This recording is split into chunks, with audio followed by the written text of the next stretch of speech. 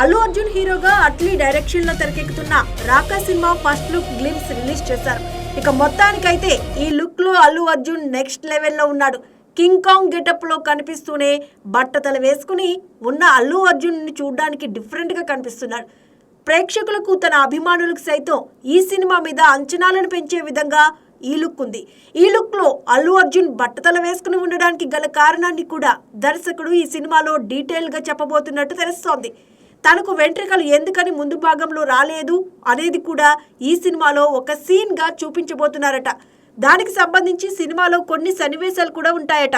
అందుకే అది చాలా ఇంపార్టెంట్ అని చెప్పడంతో హాలీవుడ్ టెక్నీషియన్స్ తో ఆ లుక్ ను డిజైన్ చేయించినట్టుగా తెలుస్తుంది.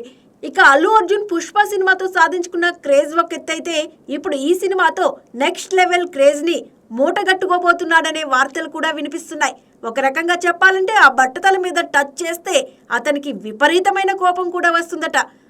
మొత్తానికైతే ఈ సినిమాకు సంబంధించిన ప్రతి కోర్ ఎలిమెంట్ కూడా అతని బట్టతలతో ముడిపడి ఉన్నట్టుగా తెలుస్తుంది.